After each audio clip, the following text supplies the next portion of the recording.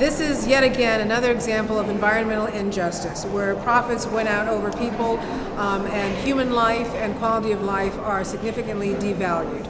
This is a horrible risk that we're taking, and my question is, what's the rush? Why can't we wait for the US EPA study? Why can't we wait to see what ODNR finds out about the environmental impact on this? But no, it's all about the almighty dollar, so here we go once again.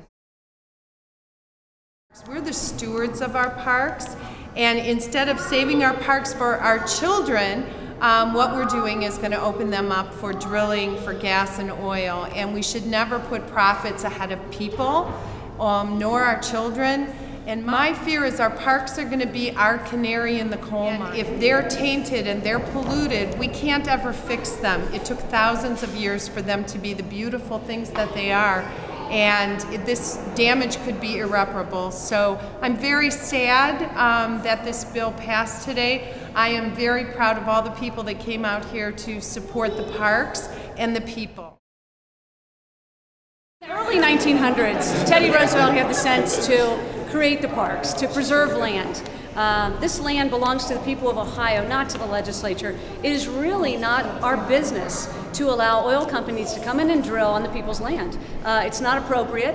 It's a violation of the lands that belong to the people and really future generations. And so it's a sad day when we want to turn a profit, in these parks and create a situation where they're not going to be the pristine, beautiful green spaces that they are for us, but they won't be for our kids. So I think it's a real shame.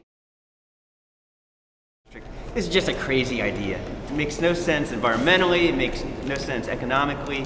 We're doing more harm to both the environment and our state parks, but also just in general in terms of greenhouse gas emissions.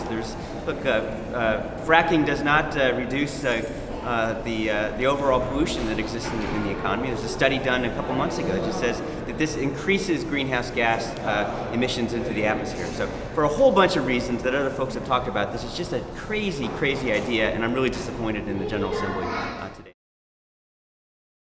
I represent a district that includes 162 miles of shoreline, so you can understand why this bill is so very important to me and to the people I represent. When Governor Kasich, then a candidate, came to Sandusky, he said that he supported a continuation of the ban on drilling under Lake Erie. I asked him today, I challenged him today that if that provision remains out of this bill and that Lake Erie is not protected going forward, that he'd veto this bill. I don't think that he will. What we saw happen today was another example of what big corporate money does in politics. It gets its way. Today it got exactly what it paid for, and it's a sad day for Ohio. I encourage you to stand up and let your voices be heard. This is something that we can't turn around. Like we said, if you frack, you can't take it back.